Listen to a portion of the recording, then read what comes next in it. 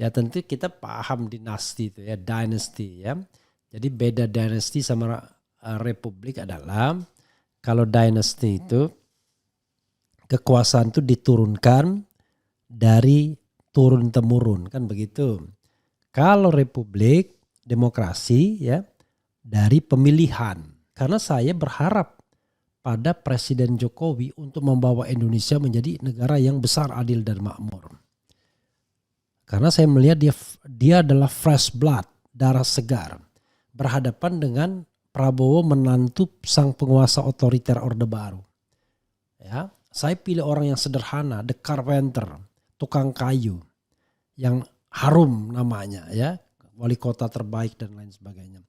Tapi belakangan begitu menjadi penguasa, saya tahu he was not a sophisticated president. Dia nggak canggih ternyata. Benar perkataan tokoh BNPT, jika seseorang terpapar virus kadrun, siapapun dia jadi goblok mendadak. Pertanyaannya adalah, kan yang dipersoalkan adalah soal ijazah. Bagaimana kita mau percaya kalau ijazahnya tidak pernah ditunjukkan? Kan begitu masalahnya. Bukan kita lebih percaya siapa. Kita based on fakta.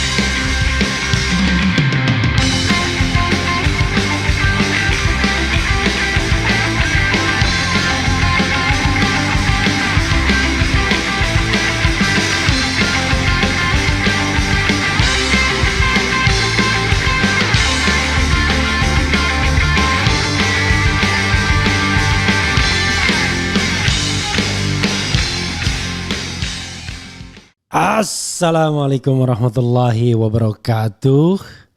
Sobat RH sekalian, jumpa kita di channel yang keren ini. Keren cadas. Ya Sobat RH sekalian, khusus saya baca kritik ya. Karena baca kritik itu sesuatu yang barangkali membuat Anda bisa berjiwa besar. Karena kadang-kadang gak enak dimaki-maki orang itu ya. Jadi padahal saya kan punya prinsip kan. Pertama, Anda boleh mengkritik. Yang paling penting adalah tidak boleh menyentuh fisik. Tidak boleh merusak properti. Apalagi menghilangkan nyawa misalnya. Dan kemudian tidak menyinggung keluarga. Karena kan keluarga tidak terlibat di dalam apa yang kita bicarakan. Jadi sahabat daerah sekalian, saya ingin membacakan kritik ini yang ngeri-ngeri sedap. Coba kita lihat ya, memang yang namanya netizen itu yang maha kuasa. Waduh, kritiknya minta ampun kalau kita mendengarkannya ya. Oke, saya mulai ya, tapi saya lebih menghargai kalau orangnya jelas ya, tapi tidak apa-apa. Liberty Lasky ya, dia bilang Refli, masih aja Anda nyinyir dengan Gibran ya. Hiduplah Anda dengan kedengkian. Anda tersebut sesuka hatimu. Gibran itu dipilih oleh rakyat. Yang jelas bukan rakyat seperti Anda. Dinasti aja Anda tidak paham. Dinasti itu adalah kerajaan. Dengan sistem penunjukan langsung. Alias bukan dipilih oleh rakyat langsung. Atau oleh perwakilan rakyat. Di sini aja Anda sudah gagal faham. Percuma saja Anda jadi pakar hukum tata negara. Jadi saudara sekalian, membacakan kritik ini memang kadang-kadang membuat kita bego bener ya. Jadi ya tentu kita paham dinasti itu ya, dynasty ya. Jadi beda dynasty sama republik adalah kalau dynasty itu kekuasaan itu diturunkan dari turun temurun kan begitu.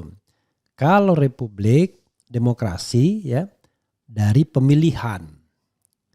Ya, Gibran memang pemilihan, tetapi pemilihan yang telah didesain sedemikian rupa. Jadi kalau orang mengatakan itu dinasti Jokowi, it doesn't mean that Jokowi is the king.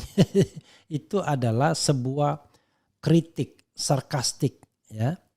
Sama seperti misalnya mengatakan ini kayak Firaun ya. Bukan, it doesn't mean dia Firaun.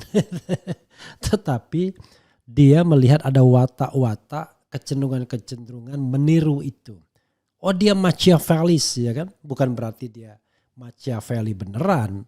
Kalau kita pakai Machiavellis beneran, wah itu menghalalkan segala cara. Orang bisa dilukai, orang bisa ditipu, orang dirampas haknya dan lain sebagainya. Tapi kadang-kadang ada momen tertentu di mana ketika orang menggunakan segala cara untuk mencapai tujuan, dia bilang Machiavellis. Jadi begitu ya, Liberty Lasky ya. Nggak mungkin lah saya nggak paham dinasti dan republik, kerajaan dan lain sebagainya ya. Saya paham betul apa bedanya negara kesatuan ya, negara republik ya, negara monarki dan lain sebagainya. Jadi kalau misalnya saya bisa menjelaskan kalau apa bedanya misalnya kenapa sebuah negara itu disebut republik, kenapa disebut monarki. Jadi monarki lawannya republik atau demokrasi ya.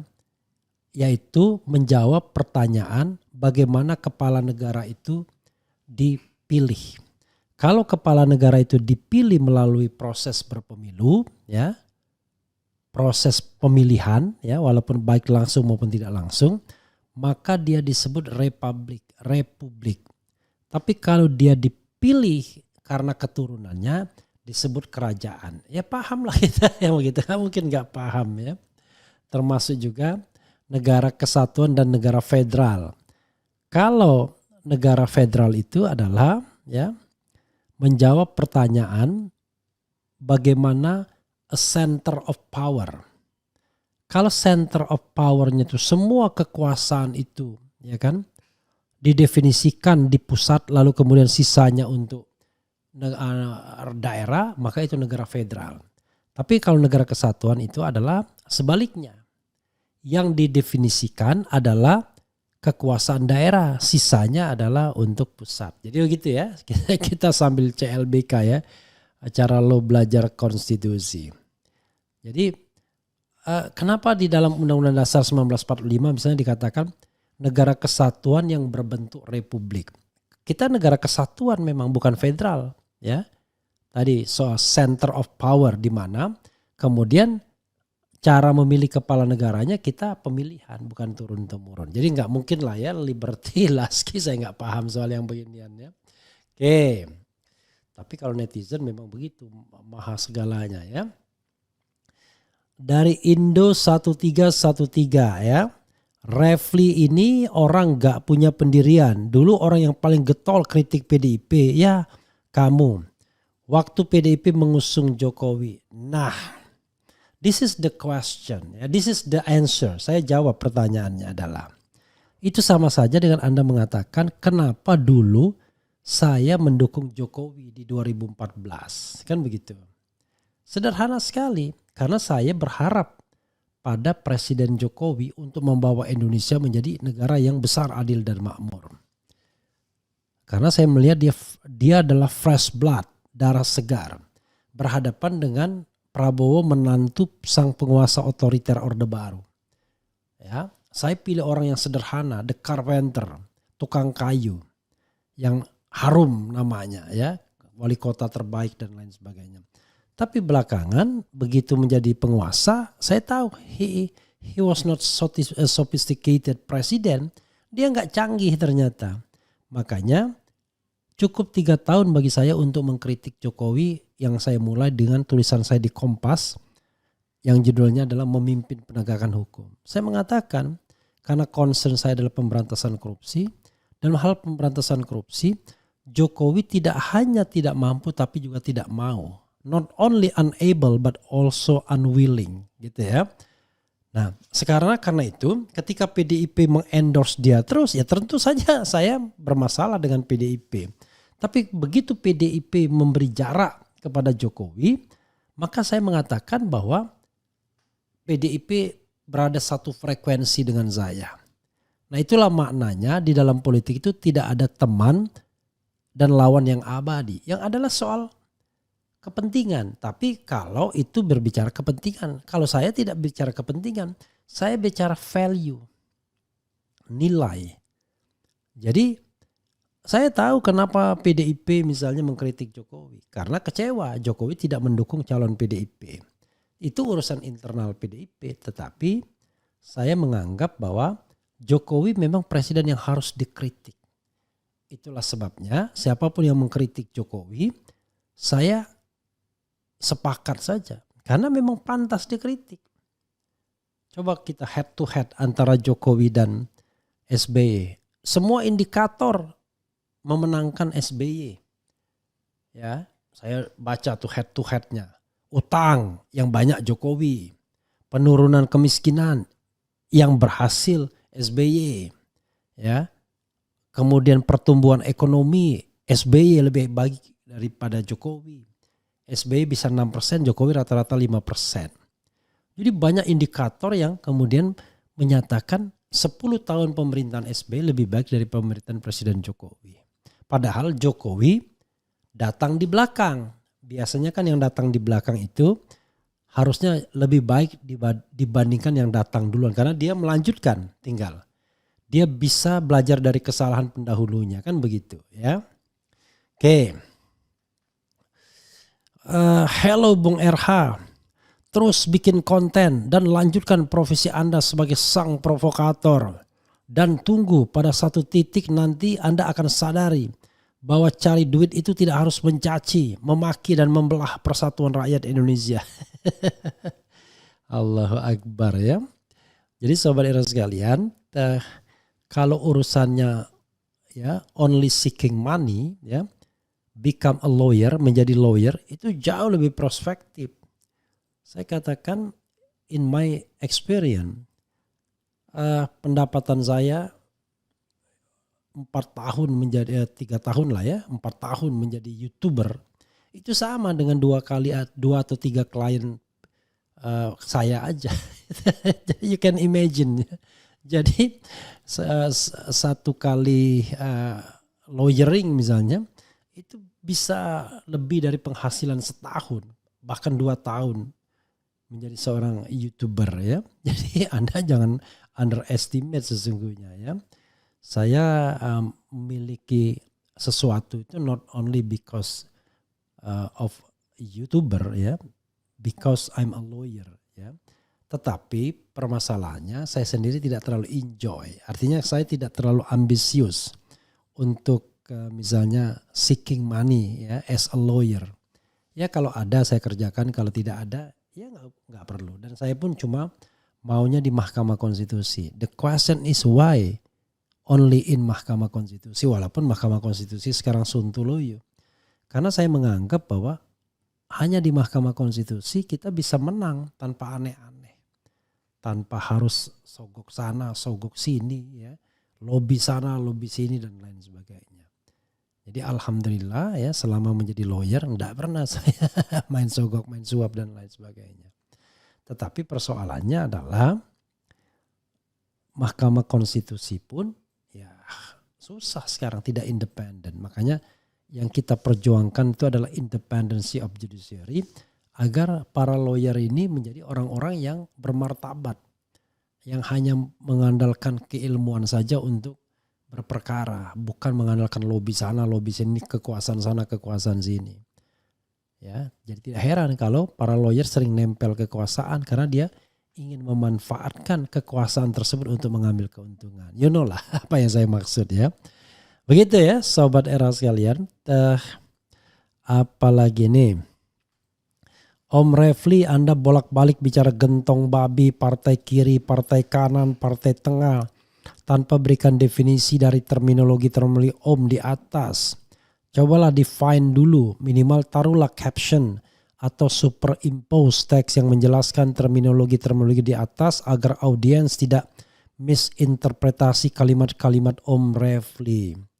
Terima kasih Sofyan Nudin ya. Memang saya memiliki keterbatasan. Kenapa? Karena saya melakukan YouTube ini dengan live. Kalau orang lain, Anda lihat orang lain tuh hampir jarang sekali live. Biasanya ya dia bisa menaruhkan semuanya karena dia tidak live. Kalau saya live. Pertanyaannya kenapa saya live? Ya saya punya alasan tersendiri.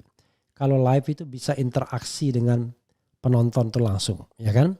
Yang kedua, manpower ya yang digunakan jauh lebih sedikit karena langsung jadi.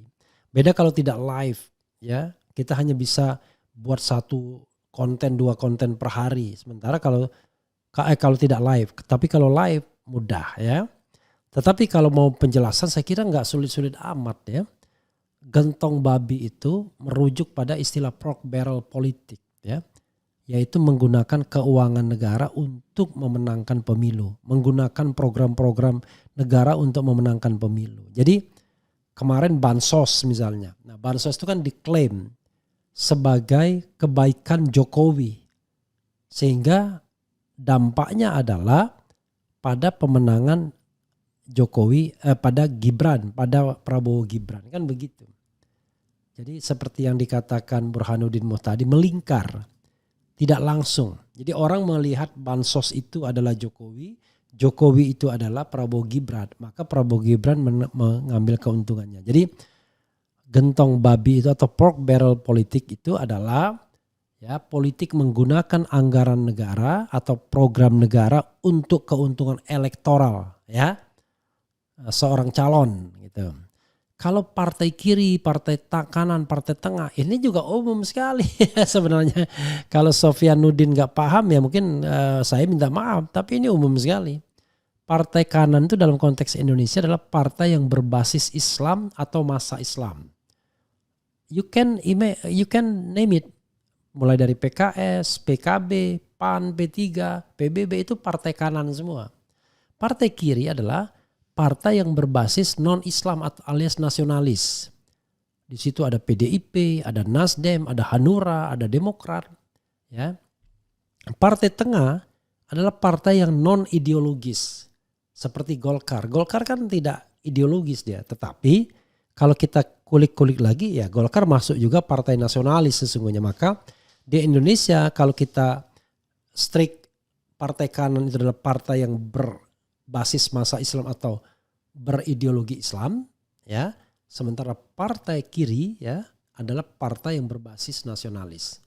Itu saja. Nah, kalau zaman dulu partai kanan itu Masumi, NU, partai kiri itu PNI, PKI kan begitu. Merubah partai kanan atau kiri? Kiri. PSI kiri ya. Kemudian bagaimana dengan Partai Katolik kiri karena dia bukan berbasis masa Islam ya. Jadi itu nggak susah sebenarnya ya. Tapi saya mohon maaf kalau Anda nggak terlalu paham jadinya ya. Kemudian kualitas RH semakin parah. Lembaga survei kredibel seperti Kompas dan SMRC tidak dipercaya. Malah lembaga survei abal-abal dipercaya. RH juga tidak percaya presiden dan pemerintah. Malah percaya Bambang Tri and Sugi Nur si kadrun pembohong. Benar perkataan tokoh BNPT, jika seseorang terpapar virus kadrun, siapapun dia jadi goblok mendadak. Membangun Darminto 8498 ya. Pertanyaannya adalah kan yang dipersoalkan adalah soal ijazah. Bagaimana kita mau percaya kalau ijazahnya tidak pernah ditunjukkan? Kan begitu masalahnya. Bukan kita lebih percaya siapa. Kita based on fakta. Ditanya mana ijazah asli Presiden Jokowi. Sampai sekarang nggak ada kan. Nggak pernah diperlihatkan. Gimana coba? Oke, satu. Yang kedua. Soal survei kredibel dan tidak kredibel. Ya, setiap lembaga survei itu selalu menyimpan agenda politik. Agenda itu bisa driven by sponsor atau driven by their own agenda ya, bisa disetir oleh keinginan mereka sendiri atau keinginan sponsorship. SMRC dulu kalau kita ingat-ingat awal-awal siapa yang dia jagokan? Ganjar kan? Sampai terakhir Ganjar Pranowo, Saiful Mujani. Kan begitu. Tapi akhirnya yang terjadi adalah yang surveinya moncer itu malah Prabowo terus menerus. Anies nomor 2, Ganjar yang tadinya nomor 1 jadi nomor 3. Pertanyaannya adalah kok bisa mudah sekali membaliknya seperti itu. Surveinya yang bermasalah, ya kan? Ataukah orang Indonesia yang gampang sekali berubahnya?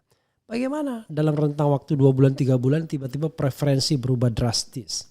Bagaimana mungkin misalnya tiba-tiba dari yang tadinya cuman kemenangannya 30-40% tiba-tiba langsung lompat 58 hanya dalam jangka waktu beberapa hari? Kan itu persoalan. Jadi sahabat era sekalian, saya melihat fenomena saja ya. Kemudian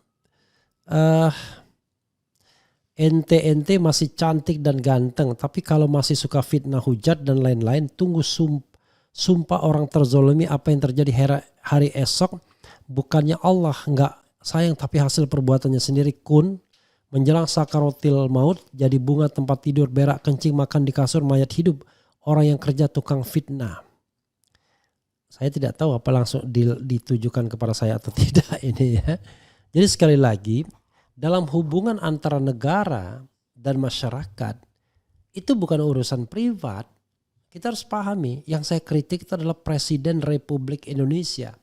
Bukan Jokowi, ayahnya Gibran atau ayahnya Kaisang. Kalau Jokowi nanti sudah tidak lagi berkuasa, saya tidak tertarik lagi mengkritik Jokowi. Yang saya kritik pasti Prabowo Subianto. Jadi intinya adalah ini adalah peran warga negara untuk menyampaikan pendapatnya. Justru mengkritik penguasa itu ngeri-ngeri sedap. Kalau Anda membela penguasa, Anda nggak jantan sesungguhnya. Jadi ini nothing personal, ini adalah soal institusional ya. Siapa tadi? Indonesia 5762. Wah, saya sekali lagi 2 hari yang lalu kritiknya ya. Sekali lagi saya sih lebih suka yang ini ya sebenarnya, yang nama asli. Nah ini ya. Nandrapku 3 days ago, 3 hari yang lalu. Om RH awal buat podcast dulu sudah saya kasih kritikan terkait opening videonya terlalu panjang. Sampai dengan video ini openingnya masih sangat panjang. Sebaiknya video-video Om RH juga memperhatikan durasi dan mempertimbangkan waktu audiens. Bahkan untuk opening saja memakan waktu 5 menit. Come on. Ya, kritiknya saya terima ya. Tapi sederhana bro, Nandrapku alasannya adalah di RH channel itu kita live ya. Pada saat live sering sekali kita belum sempat publikasi kepada orang, ya kan? Karena itu untuk memberikan jeda, mengumpulkan massa, kemudian ya kita putar dulu lagu dan juga memberikan nafas bagi saya juga. Jadi kalau Anda merasa terganggu ya saya mohon maaf. Tetapi ketika itu di re-upload itu saya pastikan kepada staf-staf saya tidak lagi memuat lagu-lagunya. Kan begitu. Tetapi memang pendapat Anda ini memang pendapat yang ya relatif lah ya. Ya. Ada yang tidak persoalkan. Ada yang persoalkan kan begitu. Artinya begini. Orang Indonesia ini kalau dia bermasalah dia komentar. Tapi kalau dia tidak punya masalah, itu semua umat manusia nggak komentar. Jadi kalau misalnya ada penonton 30.000 misalnya yang komentar cuma 2 orang, ya masa kemudian kita memperkosa yang sisanya ya.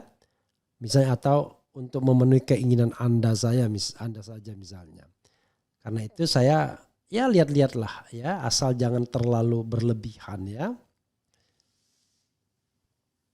Bung Refli, kalau saya boleh tanya, jujur, apakah Anda itu anti partai politik? No way. Saya tidak anti partai politik.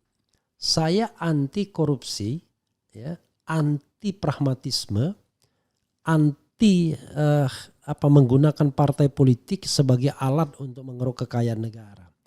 Jadi yang kita tidak sukai, yang kita tentang adalah perilaku korupnya.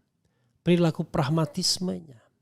Coba Anda lihat para anggota DPR itu. Ada nggak yang miskin setelah menjadi anggota DPR? Enggak, kaya raya semua. Karena duit begitu gampangnya mereka dapatkan. Coba bayangkan reses saja yang tadinya 4 kali dijadikan 5 kali. Lalu sekali reses, saya lupa angka terakhirnya. Yang saya tahu 250 sampai 300. Let's say 300 juta. Anda bayangkan 300 juta dikali 5, 1,5 miliar. Hanya pendapatan dari reses. Pertanyaannya adalah, apakah itu digunakan untuk bertemu dengan konstituen? No way. Ada yang cuma duduk-duduk aja. Ya barangkali kwitansi dan lain sebagainya bisa dibuat. Atau termasuk kegiatan foto dan lain sebagainya. Karena itu come on, kita harus juga pahami ya. Yang membuat orang kemudian tidak suka dengan partai politik itu bukan karena partai politiknya sendiri. Tetapi karena perilaku para anggota partai politik yang terjelma antara lain di dewan dan juga di jabatan eksekutif. Anda bisa bayangkan, ada nggak partai politik yang terbebas dari virus korupsi? Nggak ada. Semua kena virus korupsi. Jadi sekali lagi kita justru ingin partai politik itu membenahi diri, sama-sama kita berbenah, menghadirkan kader-kader yang tidak pragmatis. Sekarang coba kita tanyakan secara jujur kepada diri kita sendiri ya. Orang masuk partai politik itu karena apa? Apakah dia karena ingin mengabdi atau karena ingin kaya? Jadi anggota DPR itu kenapa orang bersuka cita? Terpikir uang dan kenikmatannya atau terpikir karena pengabdiannya? Kan kita harus jujur seperti itu ya. Oke. Itu sobat era sekalian ya, beberapa kritik dan saya tahu begitu saya jawab akan memunculkan kritik yang baru kita bacakan. Komentar sobat RH sekalian ya. Ada yang tetap jaga kesehatan RH sehingga bisa menyuarakan yang seharusnya dikritik. Oke.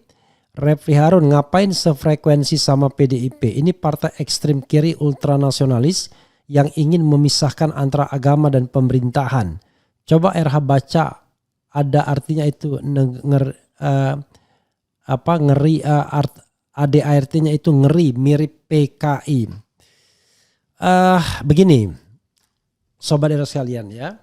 Kita harus tahu ya yang namanya aliansi strategis ya. Ada aliansi strategis, ada aliansi ideologis, ada aliansi pragmatis. Aliansi pragmatis itu adalah aliansi biasanya berbagi kenikmatan di kekuasaan. Walaupun misalnya nih ya, ada partai yang merupakan partai reformis. Tapi nggak masalah dia berbulan madu dengan katakanlah keturunan dari penguasa Orde Baru misalnya. Atau kelanjutan dari penguasa Orde Baru. Dan itu kan pragmatis namanya. Ya. Tetapi kalau kita misalnya hanya mengambil satu agenda dan itu tidak terkait dengan kenikmatan kekuasaan. Tetapi misalnya agenda tersebut agenda melawan pemerintahan dalam pengertian mengkritik kekuasaan yang tidak amanah. Saya kira kita melakukan sebuah yang namanya aliansi strategis. Bukan ideologis. Jadi saya secara ideologis barangkali tidak cocok dengan PDIP. Tapi dalam hal ya kritis terhadap pemerintahan sekarang. Saya mendorong PDIP. Saya mendorong PDIP untuk menjadi partai yang berdiri di luar pemerintahan bersama PKS. Ya, saya pemilih PKS, tapi kalau PKS menunjukkan perilaku misalnya bergabung dengan pemerintahan Presiden Prabowo, saya tidak akan memilihnya lagi. Jadi memilih itu karena value ya, karena nilai, bukan karena keinginan untuk menikmati kekuasaan ya. Karena saya tidak ada kaitannya, tidak ada urusannya ya. Semoga di Indonesia hari 1000 RH lahir ya. Alhamdulillah ya kalau masih diapresiasi gitu. Teguh Santoso 700 Masehi untuk bangun pusat data 700 M Masehi 700 M untuk bangun pusat data yang ada zonk sistem tanpa recovery, belum lagi adanya potensi kebocoran data boro-boro mundur yang ada dikatain sakit hati. That's the point. Teguh Santoso terima kasih ya. Jadi kalau kita misalnya ya melihat kebocoran data tersebut ya kan, kita kan bisa bersikap macam-macam sikap orang. Ada yang bersikap memaafkan. Oh nggak apa-apa. Tapi ada yang bersikap kritis. Kalau Anda nggak mampu, Anda jangan dong duduk di posisi gitu. Anda jadi menteri tapi yang dipikirkan adalah main politik melulu misalnya begitu. Ya lebih baik nggak usah. Apalagi menteri komunikasi dan informatika. Itu kan strategis sekali. Ketika kita bilang Budi Ari mundur saja, kita dibilang sakit hati. Bukannya itu sebuah penyikapan harusnya ya. Kemudian apalagi ya. Ya itulah saudara sekalian ya. Akhirnya ya. Tapi BTW terima kasih ya. Karena membacakan kritik itu sesuatu yang membuat kita sabar. Saya katakan sekali lagi. Wah kalau waktu bacain kritik awal-awal kan. Ada yang bilang provokator, pecatan, sakit hati. Bahkan dibilangin anjing dan lain sebagainya. Karena itu ya memang kita harus berbesar jiwa, besar hati ya. Yang paling penting saya itu satu saja. Tidak ada kriminalisasi. Itu yang paling penting. Ya. Kalau ada kriminalisasi nggak asik banget. Belum apa-apa lapor. Saya dilaporkan berkali-kali. Untung Undang-Undang 1 1946-nya sudah dihapus oleh MK. Walaupun ITE masih ada Undang-Undang ITE dan kemudian potensi undang-undang yang baru yaitu KUHP, Kitab Undang-Undang Hukum Pidana. Itu saja saudara sekalian, mudah-mudahan bermanfaat ya. Wassalamualaikum warahmatullahi wabarakatuh. Cia.